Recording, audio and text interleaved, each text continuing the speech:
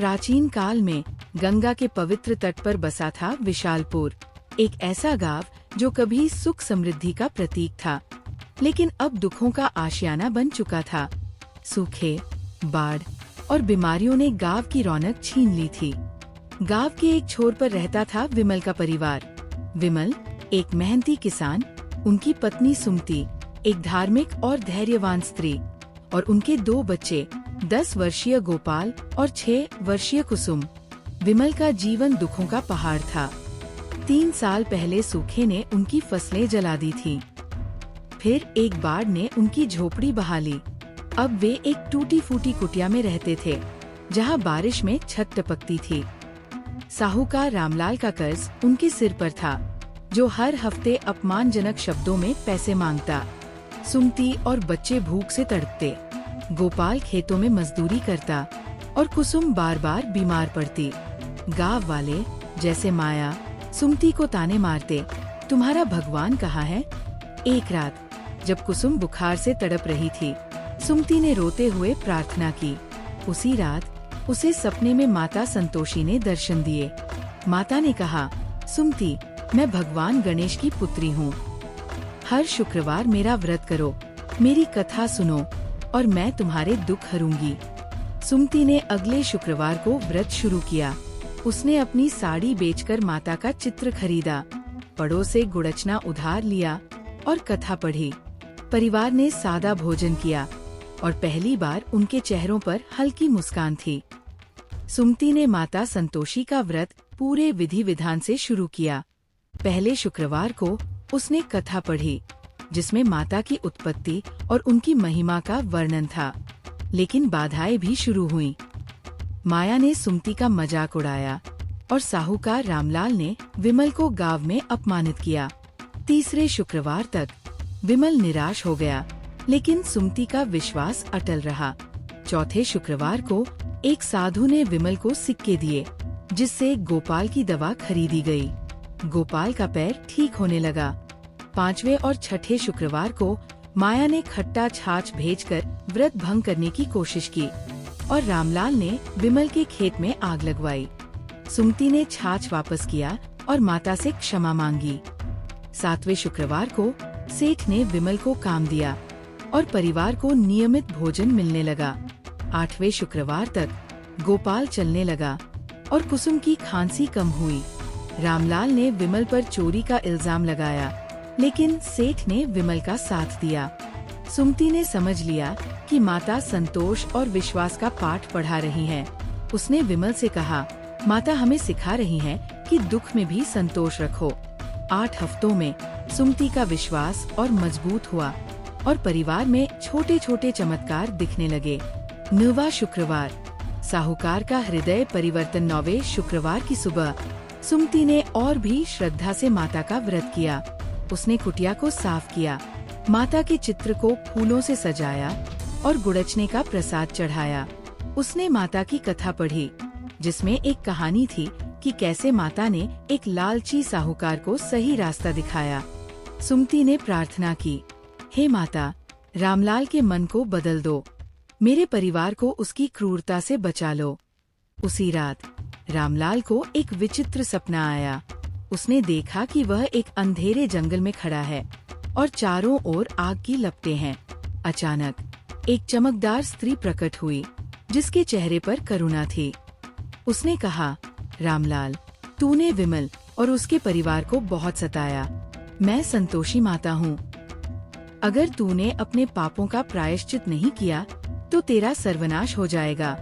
रामलाल डर से कांप उठा।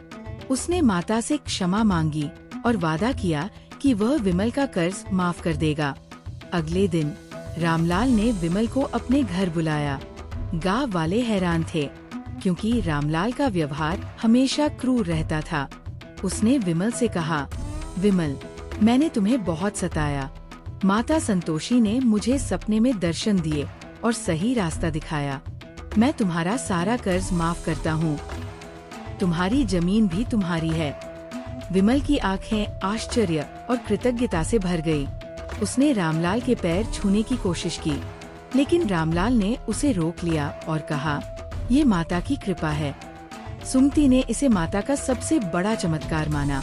उस रात उसने माता के सामने दिया जलाया और कहा, हे माता, आपने मेरे परिवार को नया जीवन दिया। मैं आपका व्रत 16 शुक्रवार तक पूरा करूंगी। 10वां से 12वां शुक्रवार, जमीन की उर्वरता 8वें शुक्रवार को सुमति ने देखा कि परिवार का माहौल बदल रहा था।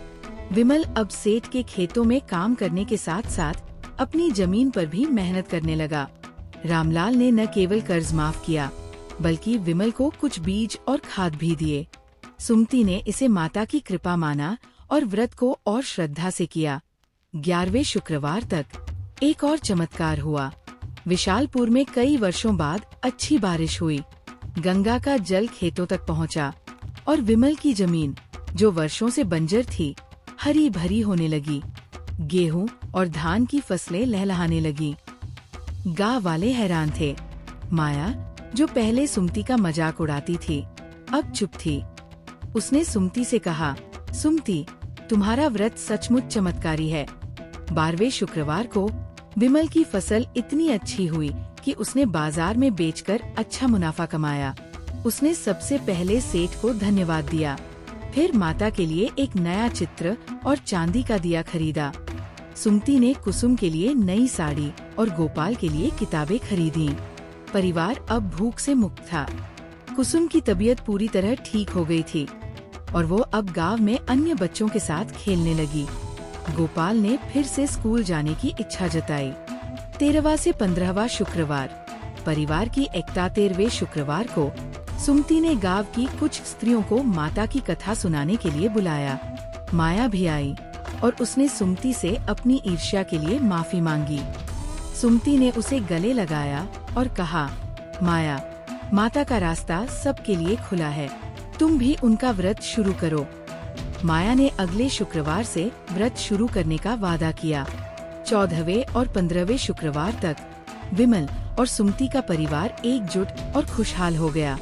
विमल ने अपनी कमाई से कुटिया की मरम्मत करवाई। अब छत नहीं टपकती थी और सर्दियों में हवा की साय नहीं सुनाई देती थी। गोपाल स्कूल जाने लगा और गणित में अव्वल आने लगा। कुसुम ने गांव के बच्चों को माता की कथा सुनाना शुरू किया। उसकी मासूम आवाज सुनकर गांव वाले प्रभावित हुए। 16वां शुक्रवार, उद्यापन। 16वें शुक्रवार को सुमति ने माता के व्रत का उद्यापन करने का फैसला किया।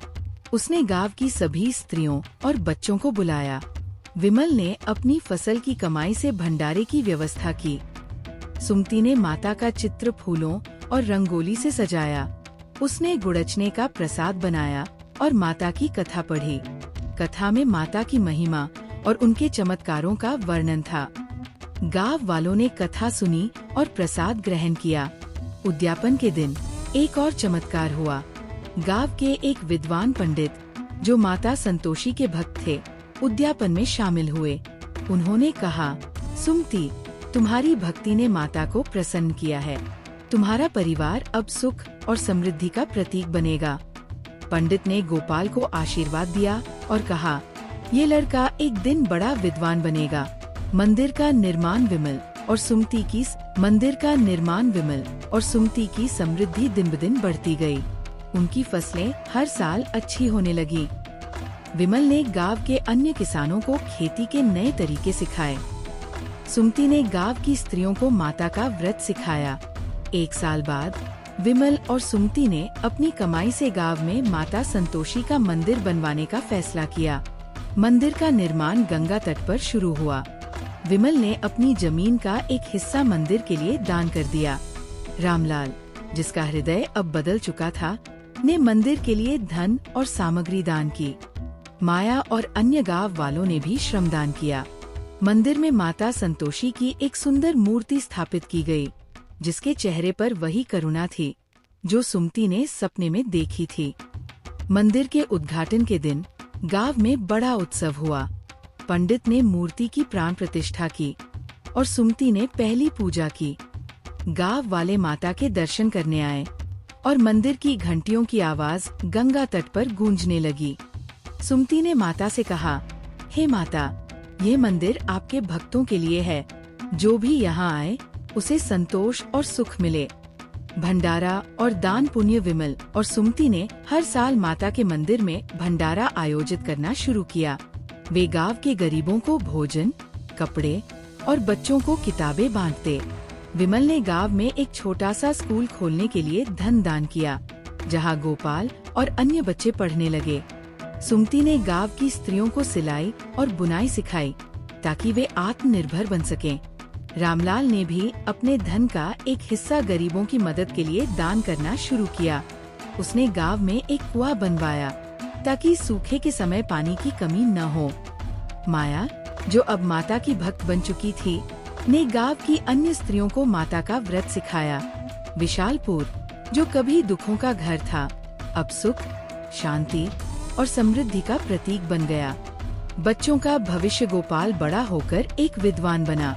उसने काशी में वेद और शास्त्रों का अध्ययन किया और गांव लौटकर माता के मंदिर में पुजारी बना।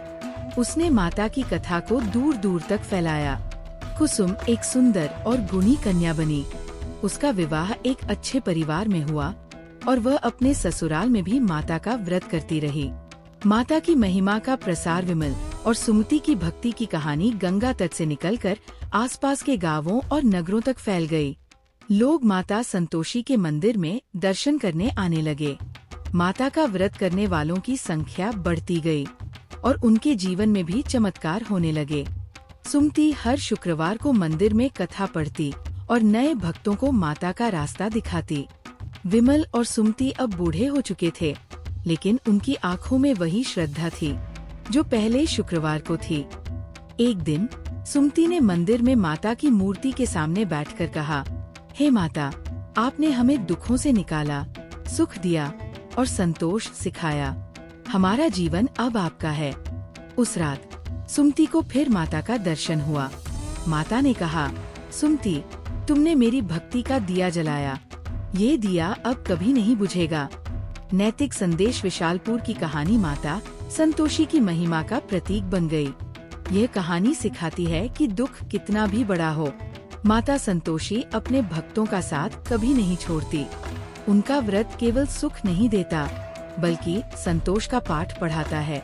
जो मन से माता की शरण में जाता है, उसे दुखों से मुक्ति और सुख की प्राप्ति होती है।